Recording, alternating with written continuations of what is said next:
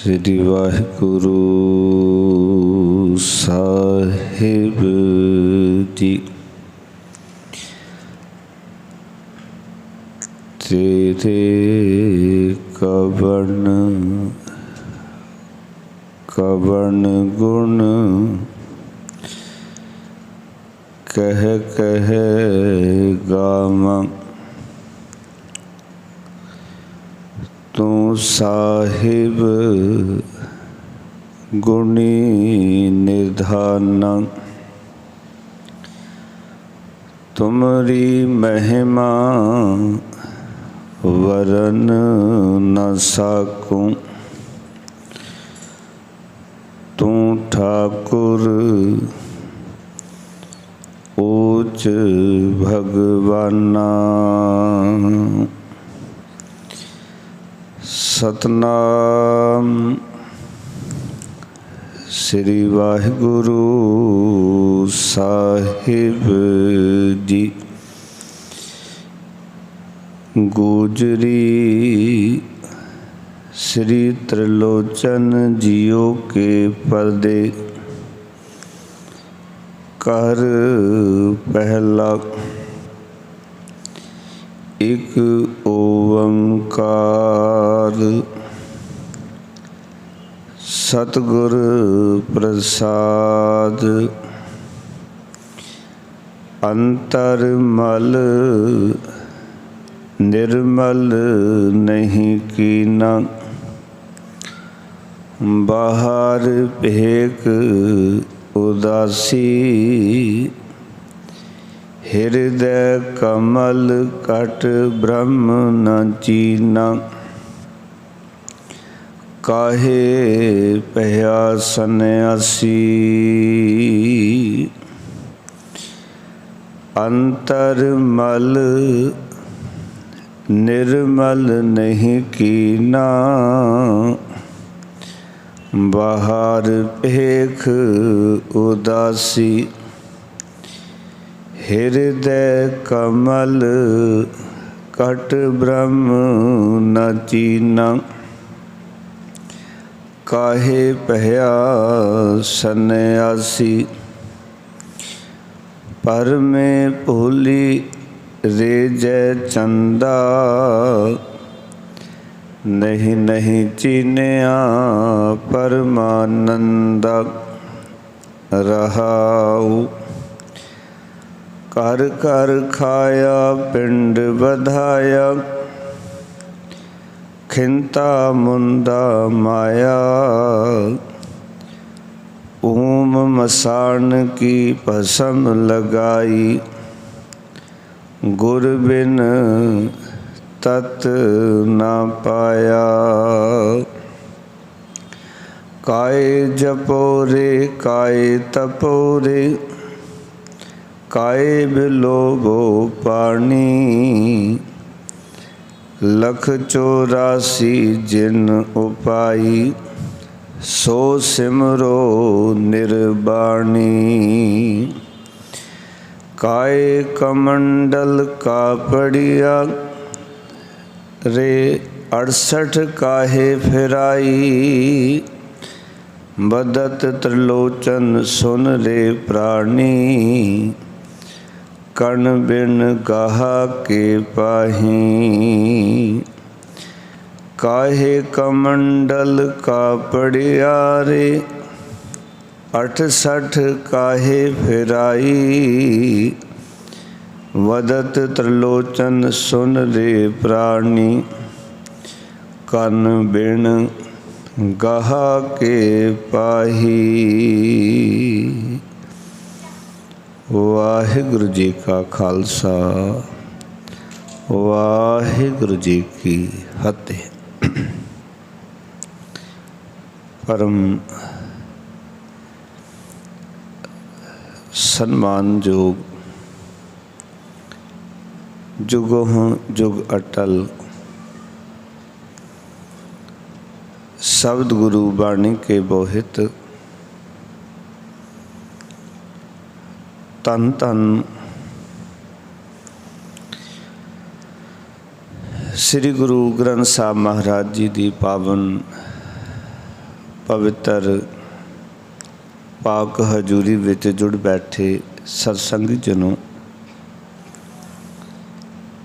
ਸਤਿਗੁਰਾਂ ਦੀ ਅਪਾਰ ਕਿਰਪਾ ਸਦਕਾ ਭਗਤਾਂ ਦੀ ਬਾਣੀ ਦੀ ਰਾਗਾਂ ਦੀ ਤਰਤੀਬ ਵਾਈਜ਼ ਲੜੀਵਾਰ ਵਿਚਾਰਾਂ ਚੱਲ ਰਹੀਆਂ ਹਨ। ਜਿਵੇਂ ਜਿਵੇਂ ਜਿਸ ਰਾਗ ਦੇ ਵਿੱਚ ਜਿਹੜੀ ਵੀ ਬਾਣੀ ਭਗਤਾਂ ਦੀ ਦਰਜ ਹੈ, ਉਸ ਨੂੰ ਆਪਾਂ ਤਰਤੀਬ ਵਾਈਜ਼ ਵਿਚਾਰਨ ਦਾ ਯਤਨ ਕਰ ਰਹੇ ਹਾਂ। ਗੋਜਰੀ ਰਾਗ ਦੇ ਵਿੱਚ ਅਸੀਂ 2 ਸ਼ਬਦ ਭਗਤ ਕਬੀਰ ਸਾਹਿਬ ਜੀ ਦੇ ਸਰਵਣ ਕੀਤੇ, 2 ਸ਼ਬਦ ਭਗਤ ਨਾਮਦੇਵ ਜੀ ਦੇ ਸਰਵਣ ਕੀਤੇ, 1 ਸ਼ਬਦ ਭਗਤ ਰਵਿਦਾਸ ਜੀ ਦਾ ਸਰਵਣ ਕੀਤਾ ਤੇ ਅੱਜ ਦਾ ਪਾਵਨ ਸ਼ਬਦ ਗੋਜਰੀ ਰਾਗ ਦੇ ਵਿੱਚ ਭਗਤ ਤ੍ਰਿਲੋਚਨ ਜੀ ਦਾ ਅਸੀਂ ਪਾਠ ਰੂਪ ਦੇ ਵਿੱਚ ਸਰਵਣ ਕੀਤਾ। ਭਗਤ ਤ੍ਰਿਲੋਚਨ ਜੀ ਦੇ 2 ਸ਼ਬਦ ਨੇ ਗੋਜਰੀ ਰਾਗ ਦੇ ਵਿੱਚ। ਇਹ ਪਹਿਲਾ ਸ਼ਬਦ ਹੈ, ਜਿਸ ਸ਼ਬਦ ਦੇ ਰਾਹੀਂ ਭਗਤ ਜੀ ਨੇ ਮਾਨਵਤਾ ਨੂੰ ਜਗਾਉਣ ਦਾ ਯਤਨ ਕੀਤਾ ਹੈ ਕਿ ਕਈ ਵਾਰੀ ਮਨੁੱਖ ਧਾਰਮਿਕ ਭੇਖ ਧਾਰਨ ਕਰ ਲੈਂਦਾ ਹੈ ਔਰ ਇਸ ਭੁਲੇਖੇ ਵਿੱਚ ਰਹਿੰਦਾ, ਮੈਂ ਧਾਰਮਿਕ ਬਣ ਗਿਆ, ਪਰ ਅੰਦਰ ਉਹਦੇ ਧਰਮ ਨਹੀਂ ਹੁੰਦਾ। ਉਹਨਾਂ ਦੇ ਉੱਤੇ ਬੜੀ ਕਰਾਰੀ ਸੱਟ ਜਿਹੜੀ ਹੈ ਅੱਜ ਦੇ ਸ਼ਬਦ ਰਾਹੀਂ ਭਗਤ ਜੀ ਨੇ ਉਹਨਾਂ ਦੇ ਮਨਾਂ 'ਤੇ ਮਾਰਨ ਦਾ ਯਤਨ ਕੀਤਾ, ਤਾਂ ਕਿ ਇੱਕ ਭੁਲੇਖਾ ਮਨੁੱਖ ਜਿਹੜਾ ਬਣਾ ਲੈਂਦਾ ਹੈ ਜਾਂ ਇੱਕ ਭੁਲੇਖੇ 'ਚ ਜਿਉਂਦਾ ਹੈ, ਉਸ ਭੁਲੇਖੇ ਵਿੱਚ ਮਨੁੱਖ ਨਾ ਜੀਵੇ। ਇਹ ਸੁਭਾਵਿਕ ਹੈ ਕਿ ਮਨੁੱਖ ਦਾ 4 ਦਿਨ ਧਰਮ ਨਾਲ ਉੱਠਣਾ ਬੈਠਣਾ, ਧਰਮ ਦੀ ਕਿਰਿਆ ਕਰਨੀ ਔਰ ਇਹ ਭੁਲੇਖਾ ਪੈ ਜਾਣਾ ਵੀ ਮੈਂ ਧਰਮੀ ਹੋ ਗਿਆ, ਇਹ ਸੁਭਾਵਿਕ ਜੀ ਗੱਲ ਹੈ। ਪਰ ਧਰਮ ਦੀ ਜਿਹੜੀ ਕਿਰਿਆ ਹੈ, ਉਸ ਕਿਰਿਆ ਨੂੰ ਅਪਣਾ ਲੈਣਾ, ਧਰਮੀ ਹੋ ਜਾਣਾ, ਇਹ ਬੜਾ ਕਠਿਨ ਕੰਮ ਹੈ। ਕਿਉਂਕਿ ਭੇਖ ਕਰਨਾ, ਭੇਖ ਧਾਰਨ ਕਰਨਾ, ਪਾਖੰਡ ਕਰਨਾ, ਵਿਖਾਵਾ ਕਰਨਾ ਧਰਮ ਦੇ ਨਾਂ 'ਤੇ, ਇਹ ਸਭ ਸੌਖੇ ਕੰਮ ਹਨ। ਪਰ ਅਸਲੀ ਧਰਮੀ ਬਣ ਜਾਣਾ, ਉਸ ਵਾਸਤੇ ਤਿਆਗ ਚਾਹੀਦਾ, ਵੈਰਾਗ ਚਾਹੀਦਾ ਹੈ, ਉਪਰਾਮਤਾ ਚਾਹੀਦੀ ਹੈ। ਸੋ ਆਓ ਪਿਆਰ ਵਾਲਿਓ, ਅੱਜ ਦੇ ਪਾਵਨ ਸ਼ਬਦ ਰਾਹੀਂ ਜੋ ਉਪਦੇਸ਼ ਬਖਸ਼ਿਆ, ਯਤਨ ਕਰਾਂਗੇ ਗੁਰਮਤਿ ਦੀ ਰੋਸ਼ਨੀ ਵਿੱਚ ਇਸ ਸ਼ਬਦ ਨੂੰ ਵਿਚਾਰਨ ਦਾ। ਆਪ ਜੀ ਅਸੀਸਾਂ ਬਖਸ਼ੋ, ਮਹਾਰਾਜ ਕਿਰਪਾ ਕਰਕੇ ਆਪਣੇ ਦਰ ਦੀ ਸੇਵਾ ਲੈਂਦੇ ਰਹਿਣ, ਦੇਹ ਰੋਗਤਾ ਚੜ੍ਹਦੀਆਂ ਕਲਾ ਬਖਸ਼ਿਸ਼ ਕਰਨ। ਆਓ ਪਿਆਰ ਨਾਲ ਸਾਰੇ ਹੀ ਗੁਰਮੰਤਰ ਦੀ ਸਾਂਝ ਕਰੋ। ਆਖੋ ਜੀ ਸਤਨਾਮ ਸ੍ਰੀ ਵਾਹਿਗੁਰੂ। ਫਿਰ ਕਰੋ ਕਿਰਪਾ ਸਤਨਾਮ ਸ੍ਰੀ ਵਾਹਿਗੁਰੂ।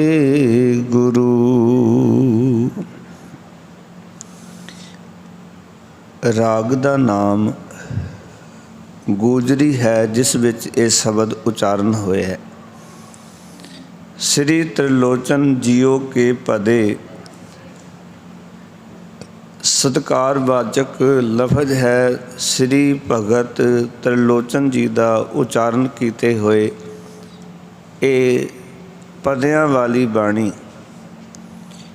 ਘਰ ਪਹਿਲਾ ਦਾ ਅਰਥ ਹੈ ਤਾਲ ਦੇ ਘਰ ਪਹਿਲੇ ਵਿੱਚ ਗਾਉਣ ਦਾ ਹੁਕਮ ਹੈ। ਇੱਕ ਓੰਕਾਰ ਸਤਿਗੁਰ ਪ੍ਰਸਾਦ ਮੰਗਲਾਚਰਨ ਹੈ।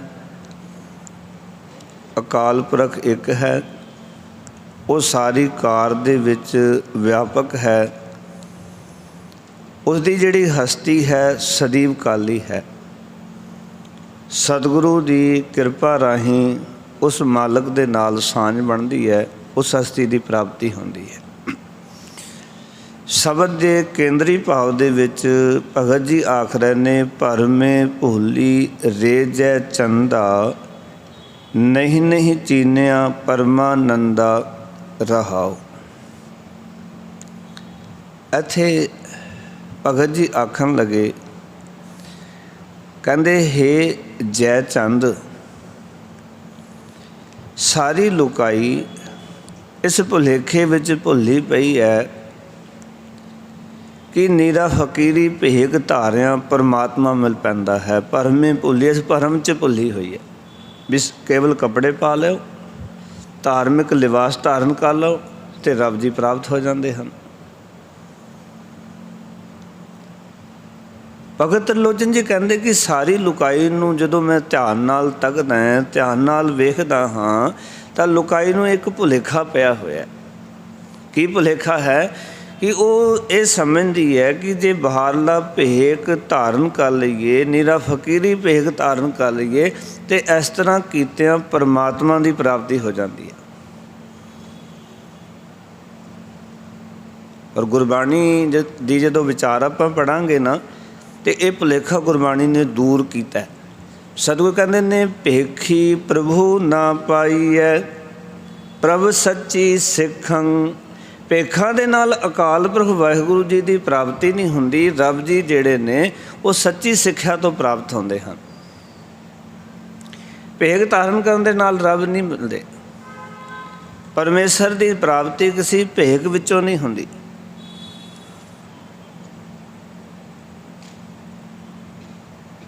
ਪਰ ਸਾਰੀ ਲੁਕਾਈ ਨੇ, ਸੰਸਾਰ ਨੇ ਇਹੀ ਸਮਝਿਆ ਹੋਇਆ ਵੀ ਕੋਈ ਫਕੀਰੀ ਭੇਖ ਧਾਰਨ ਕਰ ਲਓ ਅਤੇ ਇਸ ਤਰ੍ਹਾਂ ਰੱਬ ਦੀ ਪ੍ਰਾਪਤੀ ਹੋ ਜਾਂਦੀ ਹੈ। ਅਤੇ ਭਗਤ ਜੀ ਕਹਿਣ ਲੱਗੇ, ਨਹੀਂ ਨਹੀਂ ਚੀਨਿਆ ਪਰਮਾਨੰਦਾ। ਪਰ ਇਹ ਗਲਤ ਹੈ, ਕਿਉਂਕਿ ਇਸ ਤਰ੍ਹਾਂ ਪਰਮ ਆਨੰਦ ਪ੍ਰਭੂ ਦੀ ਸੋਝੀ ਕਦੇ ਵੀ ਨਹੀਂ ਪੈਂਦੀ। ਉਹਨੂੰ ਚੀਨਿਆ ਨਹੀਂ ਜਾ ਸਕਦਾ, ਉਹਨੂੰ ਪਰਚੋਲਿਆ ਨਹੀਂ ਜਾ ਸਕਦਾ, ਉਹਨੂੰ ਸਮਝਿਆ ਨਹੀਂ ਜਾ ਸਕਦਾ। ਉਸ ਦੀ ਸੋਝੀ ਇਸ ਤਰ੍ਹਾਂ ਕੀਤਿਆਂ ਪ੍ਰਾਪਤ ਨਹੀਂ ਹੁੰਦੀ। ਇੱਕ ਬੱਚਾ ਸਕੂਲ ਦੇ ਵਿੱਚ ਜਾਏ, ਉਹ ਕੇਵਲ ਵਰਦੀ ਪਾ ਲਵੇ ਪਰ ਪੜ੍ਹਾਈ ਨਾ ਕਰੇ ਤਾਂ ਵਿਦਿਆ ਦੀ ਕੋਈ ਸੋਝੀ ਉਹਨੂੰ ਪ੍ਰਾਪਤ ਨਹੀਂ ਹੁੰਦੀ। ਉਹ ਇਹ ਗੱਲ ਕਰੇ ਕਿ ਮੈਂ ਇਸ ਸਕੂਲ ਦਾ ਵਿਦਿਆਰਥੀ ਹਾਂ ਔਰ ਮੈਂ ਦੇਖੋ ਵਰਦੀ ਪਾਈ ਹੋਈ ਹੈ, ਪਰ ਮੈਂ ਸਕੂਲ 'ਚ ਪੜ੍ਹਨਾ ਨਹੀਂ ਹੈ। ਜਿਹੜੀ ਵਿਦਿਆ ਪੜ੍ਹਾਈ ਜਾ ਰਹੀ ਉਸ ਨੂੰ ਮੈਂ ਸਮਝਣਾ ਨਹੀਂ ਹੈ, ਤਾਂ ਉਸ ਵਿਦਿਆ ਤੋਂ ਵੰਚਿਤ ਰਹਿ ਜਾਂਦਾ ਹੈ। ਭਾਵੇਂ ਮੋਹਰ ਲੱਗੀ ਹੋਵੇਗੀ ਵੀ ਇਸ ਸਕੂਲ ਦਾ ਇਹ ਵਿਦਿਆਰਥੀ ਹੈ। ਵਿਦਿਆ ਤਾਂ ਪੜ੍ਹਨੀ ਪੈਣੀ ਹੈ, ਵਿਦਿਆ ਗ੍ਰਹਿਣ ਕਰਨੀ ਪੈਣੀ ਹੈ, ਉਹਦੀ ਪਰਚੋਲ ਕਰਨੀ ਪੈਣੀ ਹੈ, ਉਸ ਨੂੰ ਸਮਝਣਾ ਪੈਣਾ। ਨੀਰੇ ਭੇਖ ਧਾਰਨ ਕੀਤਿਆਂ ਪਰਮਾਤਮਾ ਦੀ ਪਰਚੋਲ ਨਹੀਂ ਕੀਤੀ ਜਾ ਸਕਦੀ, ਉਹਨੂੰ ਪਹਿਚਾਣਿਆ ਨਹੀਂ ਜਾ ਸਕਦਾ, ਉਹਦੀ ਸੋਝੀ ਪ੍ਰਾਪਤ ਨਹੀਂ ਹੁੰਦੀ। ਕਿਉਂਕਿ ਰੱਬ ਜੀ ਕੱਪੜਿਆਂ ਤੋਂ ਪ੍ਰਭਾਵਿਤ ਨਹੀਂ ਹੁੰਦੇ, ਰੱਬ ਜੀ ਕਰਮ ਕਾਂਡਾਂ ਤੋਂ ਪ੍ਰਭਾਵਿਤ ਨਹੀਂ ਹੁੰਦੇ। ਕਿਉਂਕਿ ਭਗਤ ਕਬੀਰ ਸਾਹਿਬ ਜੀ ਨੇ ਬੜਾ ਪਿਆਰਾ ਸਿਧਾਂਤ ਬਖਸ਼ਿਆ। ਕਹਿੰਦੇ, ਅੰਤਰ ਮੈਲ ਜੇ ਤੀਰਥ ਨਹਾਵੈ ਤਿਸ ਵੈਕੁੰਠ ਨ ਜਾਣਾ, ਲੋਗ ਪਤੀਨੇ ਕਛੂ ਨ ਹੋਵੈ ਨਾਹੀ ਰਾਮ ਇਆਨਾ। ਕਿਉਂਕਿ ਉਹ ਅਣਜਾਣ ਨਹੀਂ ਹੈ। ਫਿਰ ਜਦ ਭੇਖ ਦੀ ਗੱਲ ਕੀਤੀ ਕਿ ਗੁਰਬਾਣੀ ਵਿੱਚ, ਮਾਥੇ ਤਿਲਕ ਹੱਥ ਮਾਲਾ ਬਾਨਾ ਲੋਗਨ ਰਾਮ ਖਿਲੋਨਾ ਜਾਣਾ। ਇਹ ਭੇਖ ਦੀ ਗੱਲ ਹੈ ਵੀ ਕੋਈ ਮੱਥੇ 'ਤੇ ਤਿਲਕ ਲਾ ਲਵੇ, ਹੱਥ ਵਿੱਚ ਮਾਲਾ ਫੜ ਲਵੇ। ਇੱਕ ਭੇਖ ਹੋ ਸਕਦਾ ਫਕੀਰੀ ਦਾ। ਧਾਰਮਿਕਤਾ ਜਿਹੜੀ ਹੈ ਉਹ ਆਮ ਮਨੁੱਖ ਨੂੰ ਸਮਝ ਆ ਸਕਦੀ ਵੀ ਬੰਦਾ ਧਾਰਮਿਕ ਹੈ, ਭੇਖੀ ਹੈ, ਭੇਖ ਧਾਰਨ ਕੀਤਾ ਹੋਇਆ। ਮਨੁੱਖ ਭੁਲੇਖੇ ਵਿੱਚ ਆ ਸਕਦਾ ਉਸਦੇ ਭੇਖ ਨੂੰ ਵੇਖ ਕੇ, ਉਸਦੀ ਫੜੀ ਹੋਈ ਮਾਲਾ ਨੂੰ ਵੇਖ ਕੇ, ਵੱਡੇ ਤਿਲਕ ਨੂੰ ਵੇਖ ਕੇ। ਪਰ ਅਕਾਲ ਪੁਰਖ ਵਾਹਿਗੁਰੂ ਅਣਜਾਣ ਨਹੀਂ ਹੈ। ਰੱਬ ਨੂੰ ਲੋਕਾਂ ਨੇ ਕੇਵਲ ਬਾਹਰ ਦਾ ਭੇਖ ਧਾਰਨ ਕਰ ਲਓ, ਸ਼ਾਇਦ ਰੱਬ ਇੱਦਾਂ ਖੁਸ਼ ਹੋ ਜਾਂਦਾ ਹੈ, ਮਗਰ ਲੋਕਾਂ ਨੇ ਰੱਬ ਨੂੰ ਖਿਡੌਣਾ ਸਮਝਿਆ ਹੋਇਆ। ਉਹ ਖਿਡੌਣਾ ਨਹੀਂ ਹੈ,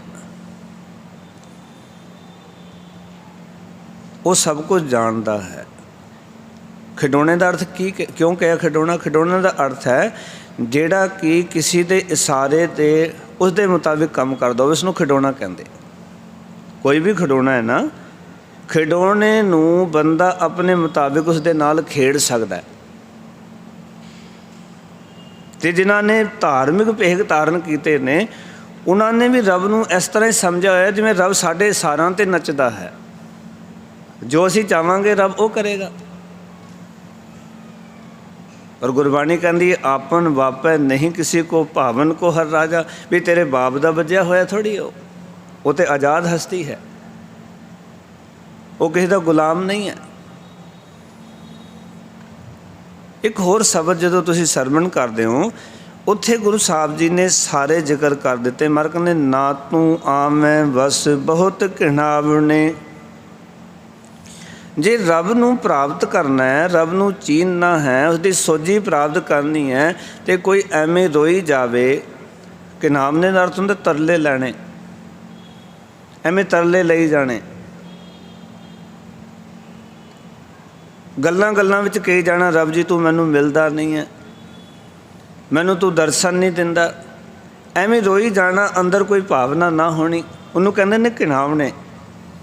ਨਾ ਤੂੰ ਆਵੈ ਵਸ ਬਹੁਤ ਘਿਣਾਵਣੇ, ਨਾ ਤੂੰ ਆਵੈ ਵਸ ਵੇਦ ਪੜ੍ਹਾਵਣੇ। ਮਰ ਕਹਿੰਦੇ ਪਰਮਾਤਮਾ ਨਾ ਤਰਲੇ ਲੈ ਕੇ ਵਸ ਵਿੱਚ ਆਉਂਦਾ ਹੈ, ਪਰਮਾਤਮਾ ਨਾ ਹੀ ਵੇਦਾਂ ਨੂੰ ਪੜ੍ਹ ਕੇ ਵਸ ਵਿੱਚ ਆਉਂਦਾ ਹੈ। ਨਾ ਤੂੰ ਆਵੈ ਵਸ ਤੀਰਥ ਨਾਹੀਐ, ਨਾ ਪਰਮਾਤਮਾ ਤੀਰਥਾਂ ਦਾ ਇਸ਼ਨਾਨ ਕਰਕੇ ਵਸ ਵਿੱਚ ਆਉਂਦਾ ਹੈ।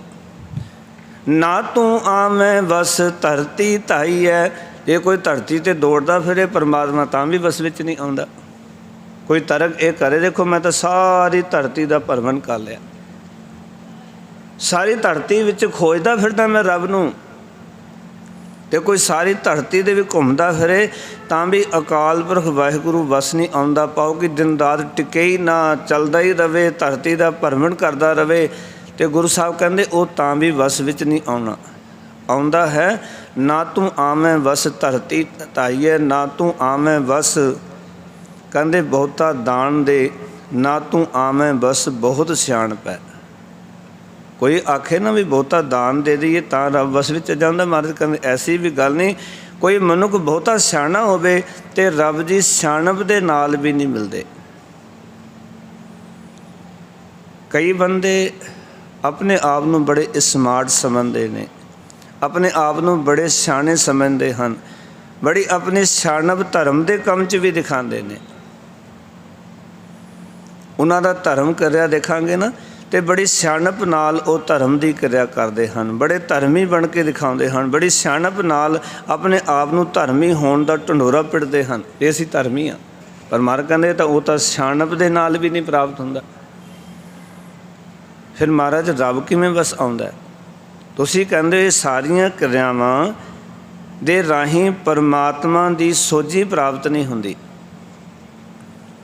ਰੱਬ ਦਾ ਗਿਆਨ ਹਾਸਲ ਨਹੀਂ ਹੁੰਦਾ, ਉਹਨੂੰ ਚੀਨਿਆ ਨਹੀਂ ਜਾ ਸਕਦਾ, ਉਹਨੂੰ ਪਰਚੋਲਿਆ ਨਹੀਂ ਜਾ ਸਕਦਾ, ਉਸਦੀ ਨੇੜਤਾ ਹਾਸਲ ਨਹੀਂ ਹੋ ਸਕਦੀ ਰੱਬ ਜੀ ਦੀ। ਫਿਰ ਮਹਾਰਾਜ ਕਹਿੰਦੇ ਨੇ ਉਹ ਵਸ ਆਉਂਦਾ ਹੈ, ਕਹਿਣਗੇ ਸਭ ਕੋ ਤੇਰੇ ਵਸ ਅਗਮ ਅਗੋਚਰਾ। ਪਹਿਲੀ ਗੱਲ ਤਾਂ ਉਹ ਅਕਾਲ ਪੁਰਖ ਵਾਹਿਗੁਰੂ ਅਗਮ ਹੈ ਅਤੇ ਅਗੋਚਰ ਹੈ।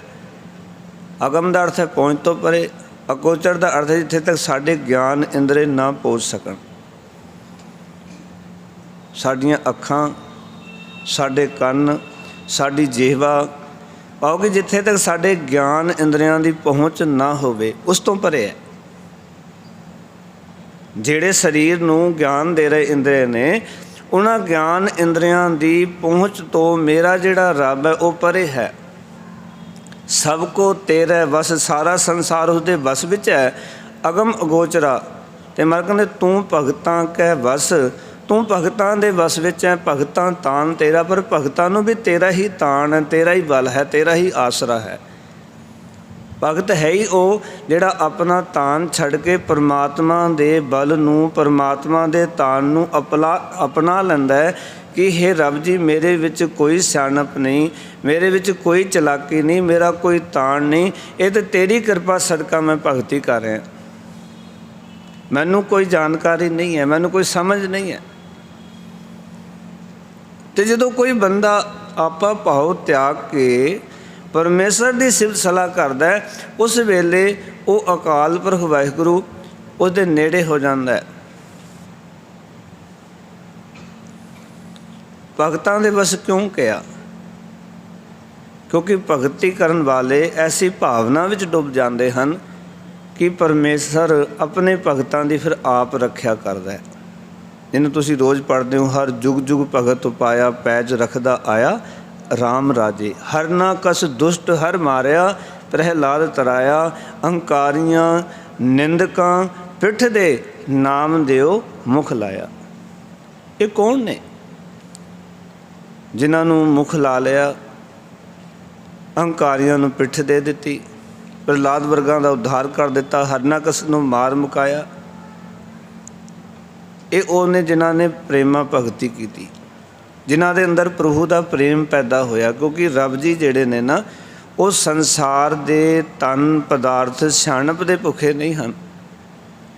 रब जी जां किसी दे तन नूं देख के प्रसन्न नहीं हुंदे, किसी दे पदार्थां नूं वेख के प्रसन्न नहीं हुंदे। रब इक्को ही चीज़ देखते ने, गोबिंद भाव भगत का भुखा। गोबिंद प्रेमा भगती का भुखा है। भोले भाए मिले रघुराया, जिन्हां दा सुभाव भोला हो जाता है, जिहड़े भोले बन जाते हैं, भोले भाव दे विच रब जी प्राप्त हो जाते हैं। हुण यही सब तो कठिन है कि बंदे दा भोला भाव बन जाना जीवन च ये औखा काम है, सब तो कठिन काम है जीवन का।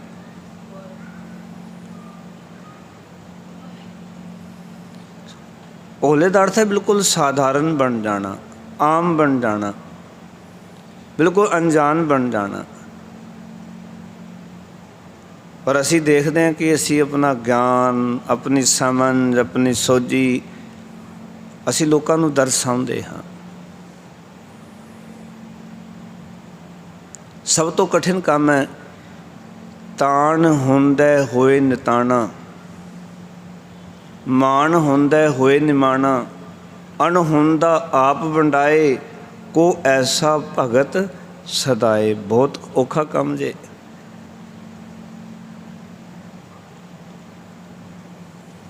ये हो नहीं पाते, परमात्मा नाल सांझ नहीं बनती। बाहर का भेख प्राप्त करके, हासिल करके, भेख धारण करके असी अपने आप नूं धर्मी समझ लैंदे हाँ, बड़े खुश होंदे हाँ। अज दे शब्द विच भगत जी यही गल सानू समझा रहे हैं कि सारी लोकाई इस भुलेखे विच भुली हुई है कि वो नीरा फकीरी भेख धारण कीते परमात्मा जी मिल पैंदे हैं। कहंदे इदां रब जी नहीं मिलते। परमे भुली रेजै चंदा, नहीं नी चीनिया परमानंदा। कहंदे वो परम आनंद प्रभु की सोझी कदी इस तरह प्राप्त नहीं होती। ये गलत धारणा है कि बंदा ये सोच लवे भी शायद कोई भेख धारण करके रब जी मिलते हैं। भेखा नाल प्रभु नहीं मिलता।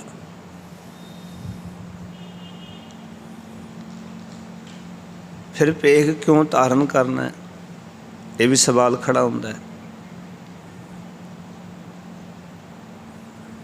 भेख तो हर एक धार्मिक स्कूल दे विच पढ़न वाले जिग्यासू दी एक वर्दी है।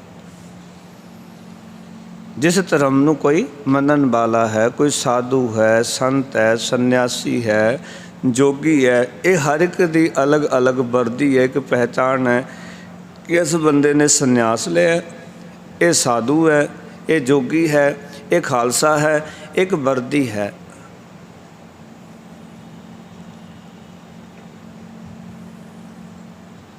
ताकि वर्दी तो ये पता लग सके सानू भी ये किस भेख का धारनी है। समाज विच रहिंदे हां, जे कदी किसी लोड़ पवे तो भेख का पता होएगा कि फलाना जिहड़ा मनुख है उसका ये भेख है, खालसे का ये भेख है, खालसे की विचारधारा ये है, तो मनुख उसदे कोलों हैल्प लै सकदा है। और बहुती बारी हुंदा यही है कि कई बारी भेख के रूप दे विच मनुख उत्थे सहारा लैण जाते हैं। जिवें भाई सज्जन जी सन ते ठगियां मारते सन, है तो धार्मिक भेखी सन। लोगों नूं ये भुलेखा पैंदा सी भी ये बंदा सही होवेगा, जे रात आराम करना तो चलो उहदे डेरे चलते हैं, ते जिहदे कोल धन हुंदा सी उहनूं लुट के मार दिंदा सी।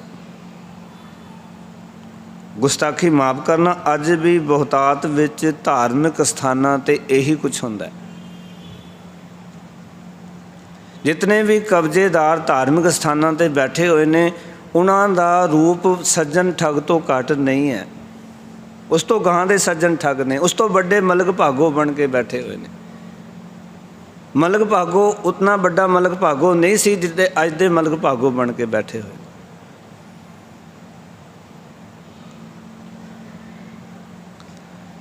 और इस पद पदवी नूं हासिल करके मनुख दा करप्ट हो जाना सुभाविक है, क्योंकि धर्म की सोझी ना होनी, धर्म का ज्ञान ना होना।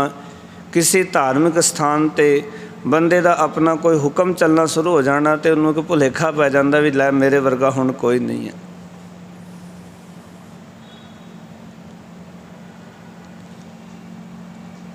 इस करके असी देखते हैं कि धार्मिक स्थानों ते अज जो आस लैके मनुखता जाती है, मनुखता की वो आस गुस्ताखी माफ़ करना पूरी नहीं होंदी। बड़े बड़े संत साध जथेदार जदों उन्हां दा किरदार लोग जाके वेखते हैं तो उन्हां दे किरदार दे विच वो खुशबू नहीं आउंदी, वो सुगंधी नहीं आउंदी जिहड़ी उन्हां दे किरदार विच उस पदवी के मुताबिक आनी चाहिए,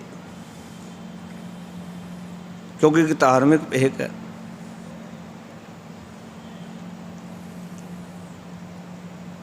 जितना धार्मिक स्थानों ते मनुख की बोल बाणी मनुख का करतब बिगड़िया होया है उन्हां आम लोगों का नहीं है। और इस करके भगत त्रिलोचन जी नूं ये गल्लां कहणियां पै रहीआं हन कि निरा फकीरी भेग धारण करके रब जी की प्राप्ति नहीं होंदी। इस करके कहते हैं कि जितना कोई रब दे नेड़े है देखण नूं उतना ही रब तो वो दूर हुंदा है, क्योंकि रब दा भय खत्म हो जाता है, गुरु दा डर नहीं जीवन च रहिंदा ते वो अपनी मनमानियां करनी शुरू कर दिंदा। उसकी बोल बाणी देखांगे, उहदे लफ्ज़ां नूं सुनांगे, बड़ी हैरानी हुंदी है। इतनी कुड़तन जीवन दे विच एडे गलत बोल उन्हां दे जीवन दे विच उन्हां नूं गल करन दा एक लहजा ही नहीं आउंदा भी गल किद्दां करनी है, साडी की ड्यूटी इत्थे बैठ वधा चट्टी हो रही है। रब जी की प्राप्ति नहीं होंदी। भगत जी कहते फिर कहन लगे अंतर मल निर्मल नहीं कीना। जे किसी मनुख ने अंदरला मलीन मन किया होया है ते मन साफ नहीं किया, अंतर मैल है उन्होंने निर्मल नहीं किया। बाहर की मैल तो असीं सारे साफ कर लेंदे हाँ, इशनान करके सुचमता रख के यतन करते हाँ ये असी बाहर की मैल नूं धोण दा, अपने शरीर नूं स्वच्छ रखण दा, साफ रखण दा, कपड़े साफ पाउण दा असीं सारे यतन करते हाँ। पर बहुत घट लोगों का यतन है भी जिहड़ी अंदर लगी हुई मैल है इसनूं निर्मल करना है। भगत जी कहते अंतर मल, जे किसी मनुख का अंदरला मलीन है निर्मल नहीं कीना, मन साफ नहीं किया। बाहर भेक उदासी पर बाहर शरीर उत्ते साधुआं वाला बाणा पाया होया, उदासियां वाला बाणा पाया होया और कि धार्मिक कपड़े पाए हुए, अंदर मैल है, मन नूं साफ नहीं किया ते बाहर धार्मिक लिबास धारण कर लिया। तो फिर कहना कि हिरदै कमल घट ब्रह्म न चीना, काहे पया सन्यासी। जे उसने अपने हिरदे रूपी कोल नूं नहीं परखिया, अपने हिरदे की परख नहीं की, तो भगत जी कहते जे उसने अपने अंदर परमात्मा नहीं वेख्या ना, ब्रह्म नूं नहीं चीनिया, तो काहे पया सन्यासी। तो सन्यास धारण करन दा कोई लाभ नहीं। की होया भी जे सन्यासी बन गया लोगों की नज़र विच, सन्यास धारण कर लिया तो उसका की लाभ है। इसका अर्थ है कि धार्मिक होने का लाभ यह है कि असीं धर्मी हो जाइए। जे धार्मिक लोगों बन के विखा रहे हैं पर धर्मी नहीं हाँ तो उसके बाहर दे दिखाण का भी सानू कोई लाभ नहीं है। उसका लाभ ताई है कि असीं अंदरों धर्मी होइए, जीवन विचों अपनी मैल नूं दूर करिए, अपने हिरदे नूं निर्मल करिए। ਉਸ ਸੱਚ ਨੂੰ ਪ੍ਰਾਪਤ ਕਰੀਏ। ਜੇ ਸੱਚ ਦੀ ਪ੍ਰਾਪਤੀ ਵਾਸਤੇ ਅਸੀਂ ਸੰਸਾਰ ਦੇ ਵਿੱਚ ਆਏ ਹਾਂ, ਬ੍ਰਹਮ ਦੀ ਪਰਚੋਲ ਕਰਨੀ, ਉਸ ਅਕਾਲ ਪੁਰਖ ਵਾਹਿਗੁਰੂ ਨੂੰ ਪ੍ਰਾਪਤ ਕਰਨਾ, ਜੇ ਨਹੀਂ ਕੀਤਾ ਤੇ ਭੇਖ ਧਾਰਨ ਕਰਦਾ ਕੋਈ ਲਾਭ ਨਹੀਂ। ਗੁਰੂ ਨਾਨਕ ਪਾਤਸ਼ਾਹ ਤਾਂ ਕਹਿੰਦੇ ਨੇ, ਸਿੱਖਾ ਕਦੀ ਧਿਆਨ ਦੇਈ ਆਪਣੇ ਜੀਵਨ ਵਿੱਚ, ਜਿਸ ਜਲ ਨਿਧ ਕਾਰਨ ਤੁਮ ਜਗ ਆਏ, ਸੋ ਅੰਮ੍ਰਿਤ ਗੁਰ ਪਾਹੀ ਜੀਓ। ਜਿਸ ਨਾਮ ਅੰਮ੍ਰਿਤ ਵਾਸਤੇ, ਜਿਸ ਜਲ ਦੀ ਖਾਤਰ ਤੂੰ ਸੰਸਾਰ ਵਿੱਚ ਆਇਆ, ਉਹ ਅੰਮ੍ਰਿਤ ਗੁਰੂ ਕੋਲ ਹੈ, ਪਰ ਤੈਨੂੰ ਹਾਸਲ ਨਹੀਂ ਹੋਣਾ। ਮਹਾਰਾਜ ਕਿਉਂ? ਕਹਿੰਦੇ ਇਸ ਕਰਕੇ ਨਹੀਂ ਹੋਣਾ, ਕਹਿੰਦੇ ਛੋਡੋ ਵੇਸ ਏਕ ਚਤੁਰਾਈ।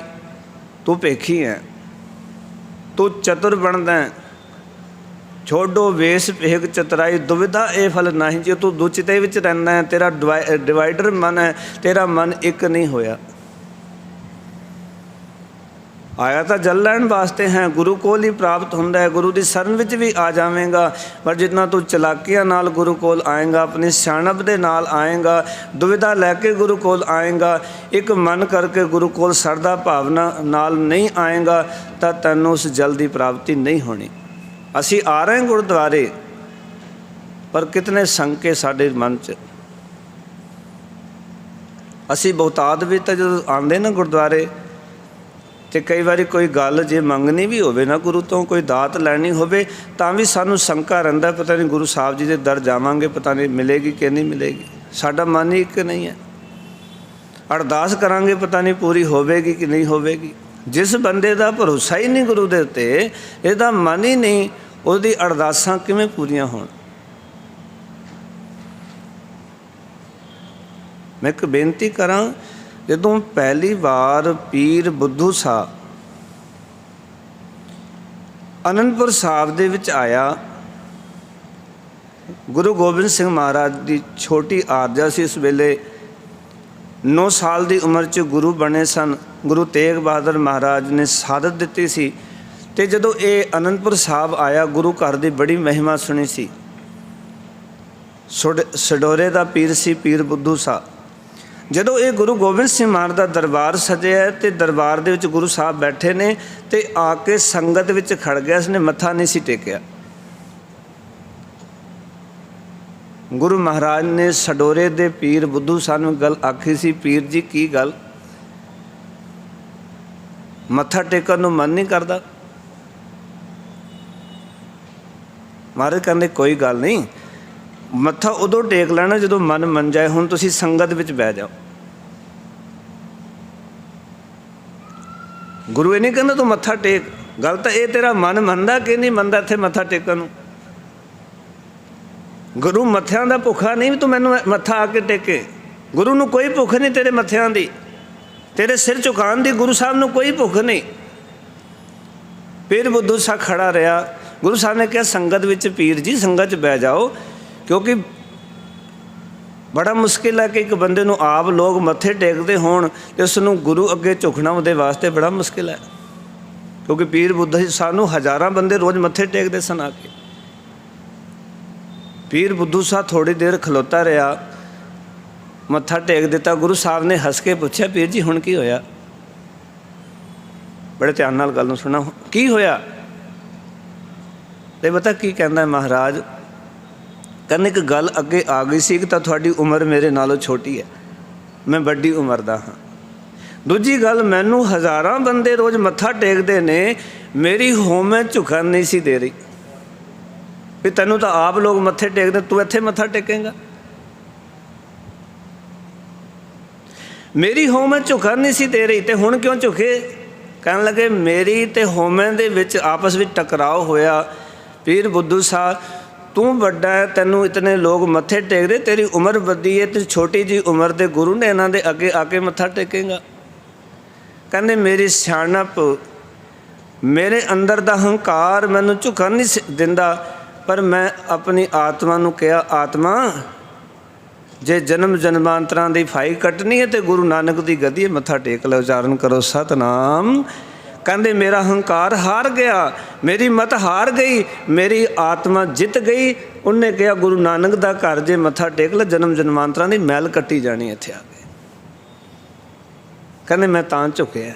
सच्चे पातशाह मेरी आत्मा जित गई, अज मेरा मन हार गया, मेरा हंकार हार गया, अज मेरी आत्मा जित गई। क्योंकि जो हंकार वस आवांगे ना, अपनी मत लैके आवांगे, मत झुकण कोई नहीं देगी। इत्थे ਆਪਾਂ वचन तो पढ़ते हैं कि पहला मरण कबूल, जीवन की छड़ आस, हो सबना की रेणका तो आओ हमारे पास। पर रेणका साडा मन होण कित्थे दिंदा है? रेणका नहीं होण दिंदा साडा मन। साडा मन तो फतेह बुलाउण नूं मना कर दिंदा है, इनू फतेह बुलानी है। छोटी जी उम्र है, तेरी उम्र 80 साल है, इसकी उम्र जो 40 साल है, तू इनू फतेह बुलाएगा?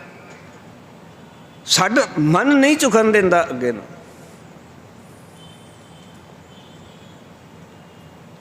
इस करके भगत त्रिलोचन जी कहते ने, कहते तेरा धार्मिक हो जाना, सन्यासी भेग धारण कर लेना, उसका कोई लाभ नहीं जे तू परमात्मा नूं नहीं वेख सकिया धार्मिक भेग धारण करके।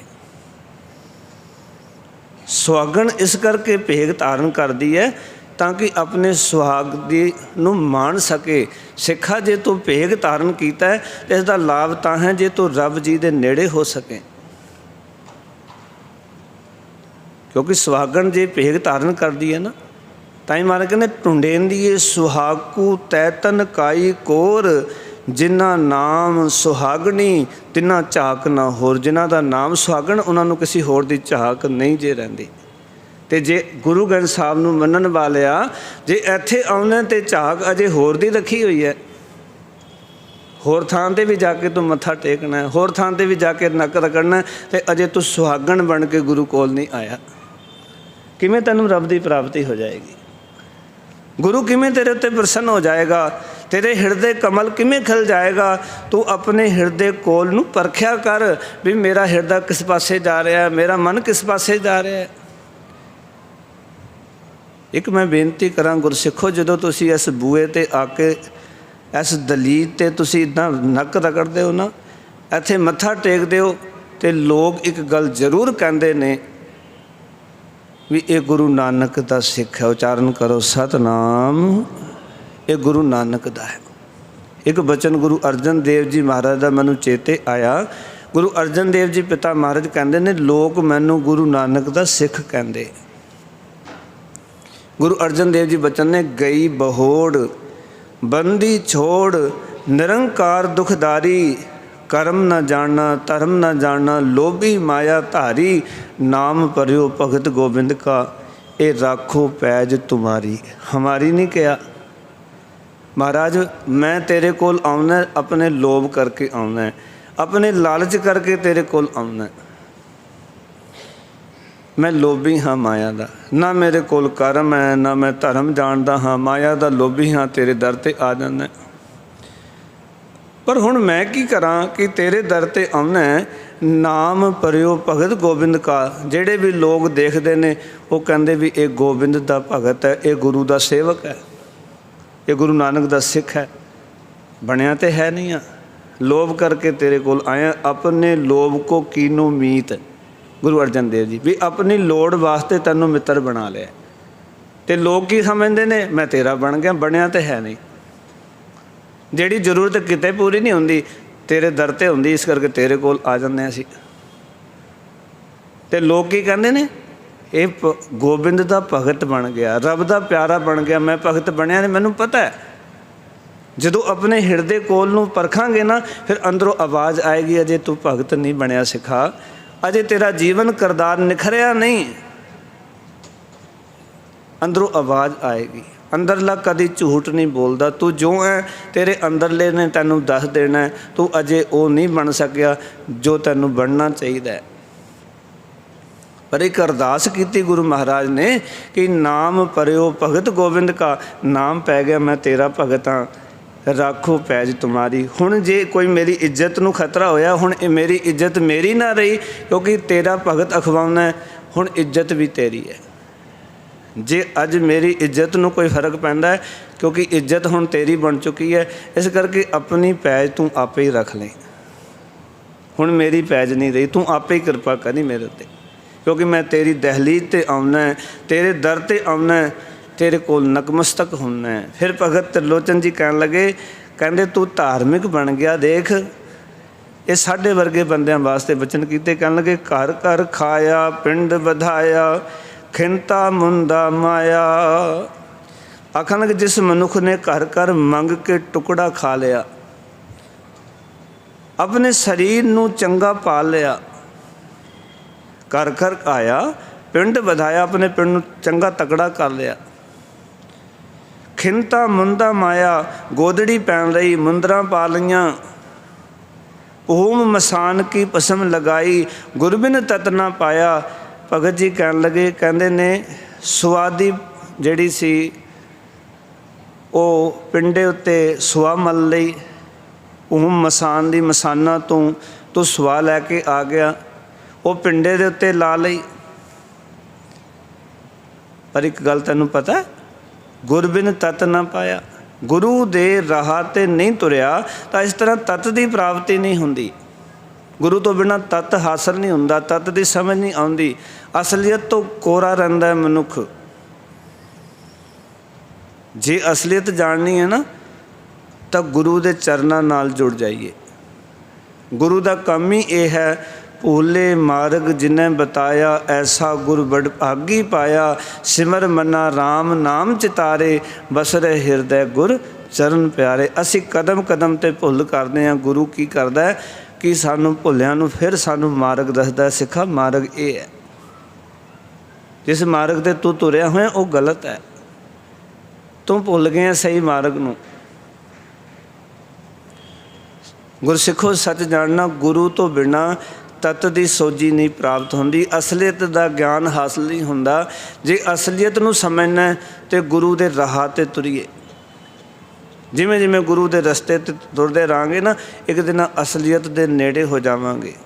ਤਾਂ ਹੀ ਗੁਰੂ ਰਾਮਦਾਸ ਮਹਾਰਾਜ ਕਹਿੰਦੇ, ਗੁਰਸਿੱਖ ਮੀਤ ਚਲੋ ਗੁਰ ਚਾਲੀ, ਜੋ ਗੁਰ ਕਹੈ ਸੋਈ ਭਲ ਮਾਨੋ, ਹਰ ਹਰ ਕਥਾ ਨਿਰਾਲੀ।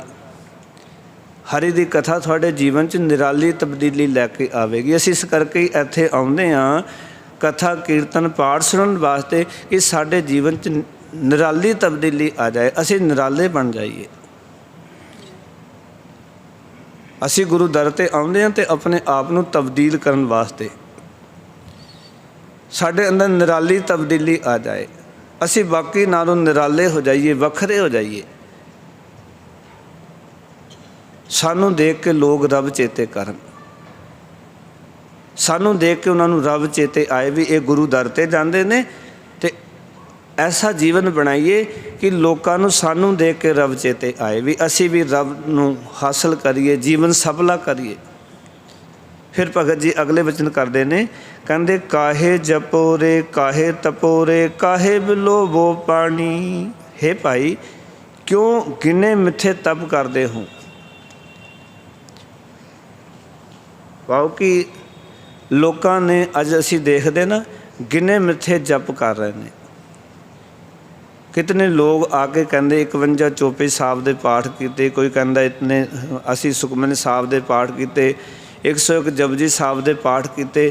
ਕਵੀ ਭਗਤ ਤ੍ਰਿਲੋਚਨ ਕਹਿੰਦੇ ਕਾਹੇ ਜਪੋ ਰੇ, ਕਿਉਂ ਗਿਨੇ ਮਿੱਥੇ ਜਪ ਕਰਦੇ ਹੋ? ਮੈਂ ਇੱਕ ਬੇਨਤੀ ਕਰਾਂ, ਮਿੱਥੇ ਹੋਏ ਪਾਠ ਕਰਨ ਦੇ ਨਾਲ ਜੀਵਨ 'ਚ ਤਬਦੀਲੀ ਨਹੀਂ ਆਉਣੀ। ਸਗੋਂ ਜਿਤਨੀ ਵੀ ਬਾਣੀ ਪੜ੍ਹੋ ਨਾ, ਸਮਝ ਸਮਝ ਕੇ ਬਾਣੀ ਨੂੰ ਵਿਚਾਰ ਵਿਚਾਰ ਕੇ ਪੜ੍ਹੋ। 51 ਪਾਠ ਨਹੀਂ ਹੋਣਗੇ, ਕੋਈ ਗੱਲ ਨਹੀਂ, ਗੁਰੂ ਨੇ ਕੋਈ ਤੁਹਾਡੇ ਉੱਤੇ ਗਿੱਲਾ ਨਹੀਂ ਕਰਨਾ, ਪਰ ਤੁਸੀਂ ਇੱਕ ਵੀ ਪਾਠ ਅਰਥਾਂ ਸਹਿਤ ਕਰ ਲਿਆ, ਤੁਹਾਨੂੰ ਗੁਰੂ ਬਾਣੀ ਦੀ ਸਮਝ ਆ ਗਈ, ਗੁਰੂ ਉਸ ਦੇ ਉੱਤੇ ਪ੍ਰਸੰਨ ਹੋ ਜਾਏਗਾ। ਤੁਸੀਂ ਕਿਸੇ ਦੇ ਪਿੱਛੇ ਲੱਗ ਕੇ ਨਾ, ਫਲਾਣੇ ਬਾਬੇ ਨੇ ਕਿ 51 ਪਾਠ ਕਰੋ ਜੀ ਇਹ ਹੋ ਜਾਏਗਾ, ਕੋਈ ਕਹਿੰਦਾ 101 ਪਾਠ ਕਰੋ, ਕੋਈ ਕਹਿੰਦਾ ਮੈਂ 5000 ਪਾਠ ਕਰ ਲੈਂਦੇ। ਸਾਰਾ ਟੱਬਰ ਲੱਗਿਆ ਸੀ ਦਿਨ ਰਾਤ ਇੱਕ ਕਰਕੇ, ਅਸੀਂ 5000 ਪਾਠ ਕਰ ਦਿੱਤੇ ਜਪਜੀ ਸਾਹਿਬ ਦੇ, ਪਰ ਟੱਬਰ ਦੇ ਵਿੱਚ ਤਾਂ ਕੋਈ ਤਬਦੀਲੀ ਨਜ਼ਰ ਨਹੀਂ ਆ ਰਹੀ। ਟੱਬਰ ਤਾਂ ਉਹੀ ਕਰਮ ਕਾਂਡ ਕਰ ਰਿਹਾ ਹੈ, ਉਹੀ ਮਨਮਤ ਵਿੱਚ ਰੁੱਝਿਆ ਹੋਇਆ, ਉਹੀ ਵਿਖਾਵੇ ਦੀ ਪਾਠ ਪੂਜਾ 'ਚ ਲੱਗਿਆ ਹੋਇਆ। ਗੁਰੂ ਸਾਹਿਬ ਨੇ ਐਸਾ ਸਿਧਾਂਤ ਸਾਨੂੰ ਨਹੀਂ ਦਿੱਤਾ, ਭਗਤਾਂ ਨੇ ਸਾਨੂੰ ਜੀਵਨ ਜਾਚ ਦਿੱਤੀ। ਕਿਉਂ ਮਿੱਥੇ ਹੋਏ ਜਪ ਕਰਦੇ ਹੋ?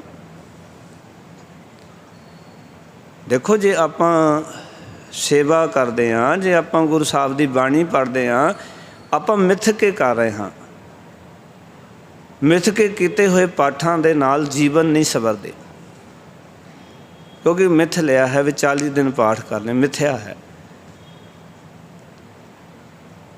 40 ਦਿਨ ਜਿਸ ਪਾਠ ਦਾ ਕਿਤੇ ਪ੍ਰਚਾਰ ਹੋਵੇ, ਸਾਰੀ ਸੰਗਤ ਨੂੰ ਦੱਸਿਆ ਜਾਏ ਬਾਣੀ ਇਹ ਕਹਿੰਦੀ ਹੈ, ਗੁਰਮਤਿ ਦੇ ਸਿਧਾਂਤ ਇਹ ਨੇ, ਇਹ ਚੀਜ਼ਾਂ ਗੁਰੂ ਸਾਹਿਬ ਨੇ ਸਾਨੂੰ ਸਮਝਾਈਆਂ, ਸਾਨੂੰ ਘਰਾਂ ਵਿੱਚ ਇਹ ਚੀਜ਼ਾਂ ਕਰਨੀਆਂ ਚਾਹੀਦੀਆਂ, ਕਿਤਨਾ ਸਿੱਖੀ ਦਾ ਪ੍ਰਚਾਰ ਹੋ ਸਕਦਾ ਹੈ। ਪਰ ਅਸੀਂ ਕਰਦੇ ਨਹੀਂ, ਕਿਉਂਕਿ ਅਸੀਂ ਮਿੱਥਿਆ ਹੋਇਆ ਹੈ। ਇਸ ਕਰਕੇ ਭਗਤ ਜੀ ਕਹਿੰਦੇ ਨੇ, ਕਿਉਂ ਮਿੱਥੇ ਹੋਏ ਜਪ ਕਰਦੇ ਹੋ, ਕਾਹੇ ਤਪੋਰ, ਕਿਉਂ ਮਿੱਥੇ ਹੋਏ ਤਪ ਸਾਧਦੇ ਹੋ। ਤਪ ਸਾਧਨੇ ਕੀ ਨੇ? ਇਤਨੀ ਗਰਮੀ ਪੈ ਰਹੀ ਹੈ, ਕਈ ਮੈਂ ਦੇਖਦਾ ਉਹਨਾਂ ਨੂੰ ਪੁੱਛੋ ਵੀ ਤੁਸੀਂ ਗੁਰਦੁਆਰੇ ਆਏ, ਚੱਪਲਾਂ ਕਿੱਥੇ ਨੇ? ਅਸੀਂ 40 ਦਿਨ ਬਿਨਾਂ ਚੱਪਲਾਂ ਤੋਂ ਆਉਣੇ ਆ। ਇਹ ਤਪ ਹੀ ਹੈ। ਪੈਰ ਸੜ ਰਹੇ ਨੇ ਪਰ ਚੱਪਲਾਂ ਤੋਂ ਬਿਨਾਂ ਆਉਣਾ। ਵੀ ਗੁਰੂ ਸਾਹਿਬ, ਗੁਰੂ ਅਰਜਨ ਦੇਵ ਜੀ ਬਹੁਤ ਖੁਸ਼ ਹੋ ਜਾਣਗੇ। ਚੱਪਲਾਂ ਨਹੀਂ ਪਾ ਕੇ ਆਉਣੀਆਂ, ਕਿ ਗੁਰੂ ਸਾਹਿਬ ਨੇ ਇਹੀ ਸਿਧਾਂਤ ਦਿੱਤੇ ਸਾਨੂੰ। ਪਰ ਅਸੀਂ ਉਹ ਕਰ ਰਹੇ ਹਾਂ। ਭਗਤ ਜੀ ਕਹਿੰਦੇ ਕੀ ਲਾਭ ਹੋਇਆ? ਮਿੱਥੇ ਹੋਏ ਜਪ ਕਰ ਲਏ, ਮਿੱਥੇ ਹੋਏ ਤਪ ਕਰ ਲਏ, ਅਤੇ ਨਾਲ ਕਰਨਗੇ ਕਾਹੇ ਬਿਲੋ ਵੋ ਪਾਣੀ, ਕਾਇਦੇ ਲਈ ਪਾਣੀ ਰਿੜਕਦੇ ਹੋ। ਪਾਓ ਕਿ ਹੱਟ ਨਾਲ ਕੀਤੇ ਹੋਏ ਇਹ ਸਾਧਨਾ ਦਾ ਕੋਈ ਲਾਭ ਨਹੀਂ, ਇਹ ਤਾਂ ਕੇਵਲ ਪਾਣੀ ਰਿੜਕਣ ਦੀ ਨਿਆਈ ਨੇ। ਜਿਹੜੇ ਹੱਟ ਨਾਲ ਕਰਮ ਕਰਦੇ ਨਾ, ਹੱਟ ਕਰਕੇ, ਉਹ ਜਿਹੜਾ ਵੀ ਕੰਮ ਅਸੀਂ ਕਰਾਂਗੇ ਹੱਟ ਨਾਲ, ਤਾਂ ਉਹ ਕੰਮ ਕੇਵਲ ਪਾਣੀ ਵਿੱਚ ਮਧਾਣੀ ਪਾ ਕੇ ਉਸ ਨੂੰ ਰਿੜਕਣ ਦੀ ਨਿਆਈ ਨੇ, ਉਸ ਤੋਂ ਅੱਗੇ ਕੁਛ ਵੀ ਨਹੀਂ। ਭਗਤ ਤ੍ਰਿਲੋਚਨ ਜੀ ਕਹਿੰਦੇ, ਹੁਣ ਸਵੇਰੇ ਤੋਂ ਸ਼ਾਮ ਤੱਕ ਪਾਣੀ 'ਚ ਮਧਾਣੀ ਪਾ ਕੇ ਕੋਈ ਰਿੜਕੀ ਜਾਏ, ਮਾਫ਼ ਕਰਨਾ, ਉਹਦੇ ਵਿੱਚੋਂ ਮੱਖਣ ਦੀ ਪ੍ਰਾਪਤੀ ਨਹੀਂ ਹੋਣੀ। ਜਲ ਮਥੀਐ ਜਲ ਦੇਖੀਐ, ਇਹ ਜਗ ਏਹਾ ਬਸ। ਜਲ ਨੂੰ ਮਥਾਂਗੇ ਤੇ ਸ਼ਾਮ ਨੂੰ ਜਲ ਹੀ ਨਜ਼ਰ ਆਉਣਾ, ਉੱਥੇ ਮੱਖਣ ਥੋੜ੍ਹੀ ਆ ਜਾਣਾ। ਕਰਮਕਾਂਡੀ ਜੀਵਨ ਇੱਦਾਂ ਦਾ ਹੈ, ਭਗਤ ਜੀ ਕਹਿੰਦੇ। ਫਿਰ ਕਹਿੰਦੇ ਲਖ 84 ਜਿਨ ਉਪਾਈ, ਸੋ ਸਿਮਰੋ ਨਿਰਬਾਣੀ। ਵਾਸਨਾ ਤੋਂ ਰਹਿਤ ਹੋ ਕੇ ਉਸ ਅਕਾਲ ਪੁਰਖ ਵਾਹਿਗੁਰੂ ਨੂੰ ਸਿਮਰੋ। ਇਹਨੇ 84 ਲੱਖ ਜੂਨਾਂ ਪੈਦਾ ਕੀਤੀਆਂ, ਸੰਸਾਰ ਦੇ ਵਿੱਚ ਇਹ ਜੀਵ ਬਣਾਏ। ਫਿਰ ਕਹਿਣ ਲੱਗੇ ਕਾਹੇ ਕਮੰਡਲ ਕਾਪੜਿਆਰੇ, 68 ਕਾਹੇ ਫਿਰਾਈ। ਕਮੰਡਲ ਮਿੱਟੀ ਦਾ, ਲੱਕੜ ਦਾ ਪਿਆਲਾ ਜੋ ਸਾਧੂ ਲੋਕ ਪਾਣੀ ਪੀਣ ਲਈ ਪਾਸ ਰੱਖਦੇ ਹਨ, ਉਹਨੂੰ ਖੱਪਰ ਵੀ ਕਹਿੰਦੇ ਨੇ। ਕਹਿੰਦੇ ਕਾਹੇ ਕਮੰਡਲ ਕਾਪੜਿਆ, ਟਾਕੀਆਂ ਦੀ ਬਣੀ ਹੋਈ ਗੋਦੜੀ ਪਹਿਨਣ ਵਾਲਾ। ਕਾਪੜੀਆ ਖਾਸ ਜੋ ਗੋਦੜੀ ਪਾਉਣ ਵਾਲਾ। ਰੇਦਾ ਅਰਥ ਹੈ ਭਾਈ 68 ਕਹਾਂ ਫਿਰਾਈ, ਕਾਹੇ ਫਿਰਾਈ। ਕਹਿੰਦੇ 68 ਤੀਰਥਾਂ 'ਤੇ ਕਿਉਂ ਘੁੰਮਦਾ ਫਿਰਦਾ ਹੈ? 68 ਤੀਰਥਾਂ ਦੇ ਇਸ਼ਨਾਨ ਕਰਨ ਦੇ ਨਾਲ, ਉੱਥੇ ਦੀ ਯਾਤਰਾ ਕਰਨ ਦੇ ਨਾਲ ਕੀ ਹੋ ਜਾਏਗਾ? ਬਦਤ ਤ੍ਰਿਲੋਚਨ ਸੁਣ ਦੇ ਪ੍ਰਾਣੀ। ਤ੍ਰਿਲੋਚਨ ਜੀ ਆਖਦੇ ਨੇ, ਹੇ ਪ੍ਰਾਣੀ, ਹੇ ਭਾਈ ਸੁਣ, ਕਿ ਕੰਨ ਬਿਨ ਗਾਹ ਕੇ ਪਾਈ। ਕਹਿੰਦੇ ਨੇ ਜਿਸ ਫਲੀ ਦੇ ਅੰਦਰ ਦਾਣਾ ਨਹੀਂ, ਕਣ ਦਾ ਅਰਥ ਹੈ ਦਾਣਾ। ਹੁਣ ਇਹ ਕਣਕ ਦੀ ਫਸਲ ਗਈ ਹੈ, ਅਤੇ ਕਣਕ ਦੀ ਫਸਲ ਗਈ ਹੈ, ਉਸ ਦੇ ਵਿੱਚ ਕੀ ਹੁੰਦਾ ਹੈ ਕਿ ਜਿਹੜੀ ਭਰੀਆਂ ਹੁੰਦੀਆਂ ਨੇ ਨਾ ਕਣਕ ਦੀਆਂ, ਜੋ ਉੱਪਰ ਫਲੀ ਲੱਗਦੀ ਹੈ, ਜੋ ਭਰੀਆਂ ਹੁੰਦੀਆਂ ਨੇ, ਅਤੇ ਪੁਰਾਤਨ ਸਮਾਂ ਹੁੰਦਾ ਸੀ ਪਹਿਲਾਂ ਕਿ ਭਰੀ ਨੂੰ ਚੈੱਕ ਕਰ ਲੈਂਦੇ ਸਨ। ਉਹਨੂੰ ਬਾਲ ਵੀ ਕਹਿੰਦੇ ਹਿੰਦੀ ਦੇ ਅੰਦਰ, ਜਿਹੜੀ ਭਰੀ ਹੁੰਦੀ ਹੈ ਕਣਕ ਦੀ, ਉਹਨੂੰ ਚੈੱਕ ਕਰ ਲੈਣਾ। ਜੇ ਦਾਣਾ ਹੈ ਫਿਰ ਉਹਦੇ ਵਿੱਚ ਗਾਹ ਪਾਉਣਾ। ਪੁਰਾਤਨ ਸਮਾਂ ਸੀ, ਕਿਉਂਕਿ ਤਾਂ ਮਸ਼ੀਨਗਿਰੀ ਦਾ ਯੁੱਗ ਹੈ ਕਿ ਬੈਲਾਂ ਨੂੰ ਘੁਮਾਉਣਾ, ਉੱਤੇ ਗਾਹ ਪਾਉਣਾ। ਅਤੇ ਜੇ ਦਾਣਾ ਨਹੀਂ ਸੀ ਹੁੰਦਾ ਤਾਂ ਕੋਈ ਗਾਹ ਨਹੀਂ ਸੀ ਪਾਉਂਦਾ। ਵੀ ਜੇ ਕਣਕ ਵਿੱਚ ਦਾਣਾ ਹੀ ਨਹੀਂ ਅਤੇ ਉਹਦੇ 'ਤੇ ਗਾਹ ਪਾਈ ਜਾਓ, ਉਹਦਾ ਕੀ ਲਾਭ ਹੈ? ਭਗਤ ਲੋਚਨ ਜੀ ਇੱਥੇ ਸਮਝਾਉਣ ਲੱਗੇ, ਕਹਿੰਦੇ ਨੇ ਖੱਪਰ ਫੜਨ ਦਾ ਕੋਈ ਲਾਭ ਨਹੀਂ, 68 ਤੀਰਥਾਂ ਦੀ ਭਟਕਣ ਦਾ ਕੋਈ ਲਾਭ ਨਹੀਂ। ਤਾਂ ਲੋਚਨ ਜੀ ਕਹਿੰਦੇ ਜੇ ਭਰੀਆਂ ਦੇ ਵਿੱਚ ਅੰਨ ਦੇ ਦਾਣੇ ਵਿੱਚ, ਜਿਹੜਾ ਭਰੀਆਂ ਨੇ ਉਹਦੇ ਵਿੱਚ ਅੰਨ ਦਾ ਦਾਣਾ ਹੀ ਨਹੀਂ, ਤਾਂ ਗਾਹ ਪਾਉਣ ਦਾ ਕੋਈ ਲਾਭ ਨਹੀਂ। ਭਾਵੇਂ ਕਿ ਉਹਨਾਂ ਨੂੰ ਲਤਾੜੀ ਜਾਣਾ ਭਰੀਆਂ ਨੂੰ, ਕਹਿੰਦੇ ਕੋਈ ਲਾਭ ਨਹੀਂ। ਇਸ ਤਰ੍ਹਾਂ ਇਹ ਕਰਮ ਕਾਂਡ ਹਨ, ਇਹਨਾਂ ਦਾ ਕੋਈ ਲਾਭ ਨਹੀਂ ਸਿੱਖਾ, ਜੇ ਉਹਨਾਂ ਦੇ ਵਿੱਚ ਜਿੰਦ ਜਾਣ ਹੀ ਨਹੀਂ ਹੈ। ਤਾਂ ਹੀ ਗੁਰਮਤਿ ਕਹਿੰਦੀ ਹੈ, ਕਰਮ ਧਰਮ ਪਾਖੰਡ ਜੋ ਦੀਸੈ, ਤਿਨ ਜਮ ਜਾਗਾਤੀ ਲੁਟੈ, ਨਿਰਵਾਣ ਕੀਰਤਨ ਗਾਵੋ ਕਰਤੇ ਕਾ ਨਿਮਕ ਸਿਮਰਤ ਜੀ ਛੁਟੈ। ਸੰਤੋ सागर पार उतरिय, जे को बचन कमावे संतन का सो गुर प्रसादी तरिय। कोट तीरथ मजन स्नाना, इस कल में मैल भरी जय। साध संगत जो हर गुण गावे, सो निर्मल कर लीजै।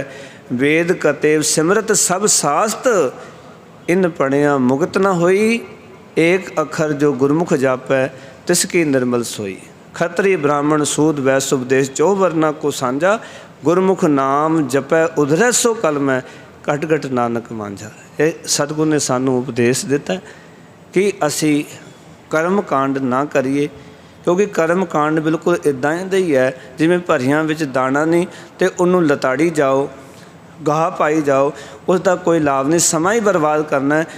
भगत जी कहते कर्म कांड करके अपना समा ही बर्बाद करना है। कर्म कांड करन दे नाल रब की प्राप्ति नहीं होनी। अज दे पावन शब्द राही ये सबक दिता और सानू ये ज्ञान दिता कि कर्म कांडी जीवन छड़ के असी असल विच अंदरों बाहरों एक होके परमात्मा की सिफत करिए, मालक की वडियाई करिए ते अपने हिरदे दी रूपी कमल की परचोल करिए। इनू परखिए भी ये किस पासे लग्या होया है। जे ये गुरु पासे लग्या होया फिर तेरी जिंदगी सफली है। जे किते कर्म कांडां च लग्या होया फिर तू भरियां तो बिना, दाने तो बिना तू जिहड़ा गाह पा रहा, भरियां विच दाना नहीं, उसका कोई लाभ नहीं पाओ। कि कर्म कांड का फिर तैनूं कोई लाभ नहीं, तैनूं कोई अध्यात्म प्राप्त नहीं होने वाला, तेरी जिंदगी सफल ही नहीं होने वाली। ये अज दे शब्द राही सानूं ज्ञान दिता है। इतने वचन प्रवान, मेरियां भुल्लां मेरी झोली च पा देना। गुरु चरनां च अरदास करनी कि गुरु साहब देह रोगता चढ़दियाँ कला बख्शन, ताकि आप संगतां दी इस तरह सेवा करते रहिए। फतेह दी सान करो। आखो जी वाहिगुरू जी का खालसा, वाहिगुरू जी की फतेह।